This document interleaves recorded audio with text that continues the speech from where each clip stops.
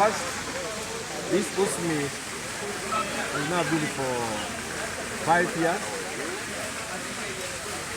in the execution because of various processes, issues was delayed.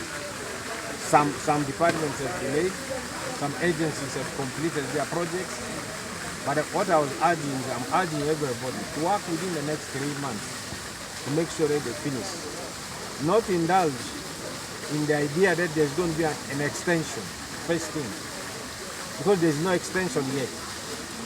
Even if there's going to be, we are asking. But that is by the way. So our target remains start 1st of December. And they should go to their contractors. Let the contractors recruit more people, sublet some of the programs and activities, and they should be able to finish within the 3 months. But maintaining the quality. That's what I meant. But otherwise, generally, USIMID has done, given the circumstances, I think we've done fairly well. We've had issues in Mbarara, like I said, what we call cluster 6, that's in Mbarara, Kabale, and Tungamo. We've also had issues in Ilira and Apache. Mainly, these are issues which are related to the contractors. We also have other issues, local issues, which have delayed some of the projects in other areas, but they are not insurmountable. If our people go back and work hard, they can finish this. And if we finish within time, it gives us the opportunity to negotiate for the next kind of USIMID activity. It may not be called USIMID, but still it will be in the USIMID realm. And as we all know, USIMID's target is provision of services in the rural area, the urban area, where our population is migrating. No one is going to stop this migration. It is a worldwide phenomenon, and we have to get prepared for it. Whatever we call it, that's basically what I mean.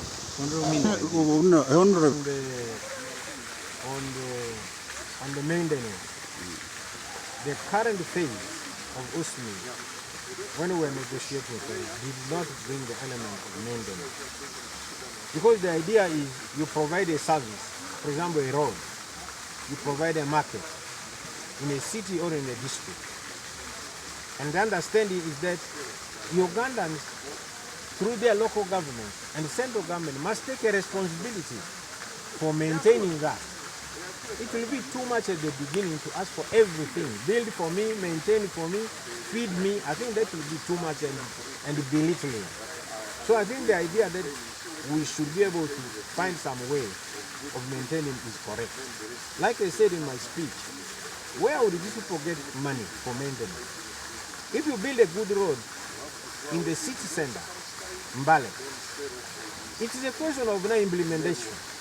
Our local leaders should come up and say, okay, this road is now good, but it requires maintenance. In order to require it, to maintain it, we need money. Therefore, the people who are along this road must pay rent and rate for the land. That means you must mark them. It may be too much to ask them to say, you demolish the building right now, build a high-rising building in the beginning. But there's no harm in saying, you paint this building. For the start, you paint it. If you don't paint it, if you don't pay the rate, we don't give you a tax. We don't give you license to carry on with your business. Therefore, where do you get the first money? The first money is from the local revenue. In other words, these projects are meant to enhance local revenue. Secondly, the central government, these are assets of the central government.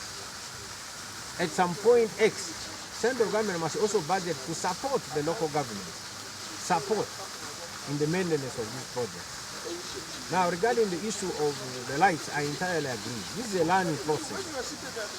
We don't have a factory which makes bulbs in this country. We rely virtually all our lights are imported. So, in testing them, it may test good, but over a certain period of time, you find some of them break down. I'm saying some, because there are also some which really are lasting. So sooner or later, we are coming, especially after this project, we are coming out with the standardization of the kind of lights which must be imported under USIMID project. You want to contract, we shall give you import this particular kind of light. We don't mind whether you get it cheaper or more costly, but that will be up to you. Now, finally, this issue of the building, the physical planning. Physical planning is an idea. Its implementation requires the acceptance of everybody in Uganda. Everybody.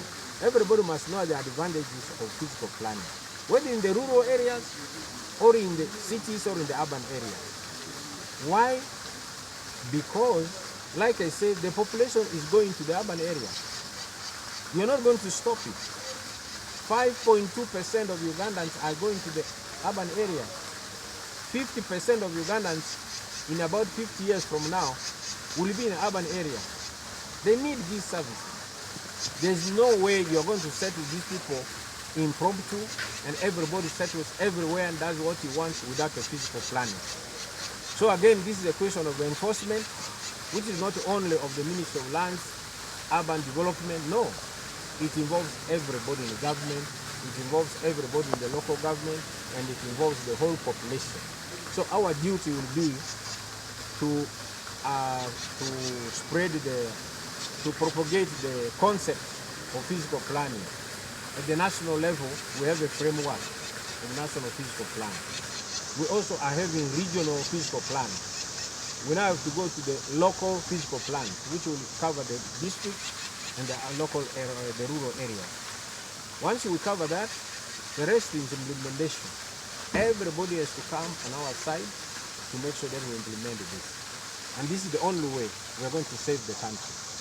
Specifically the case of Mbale.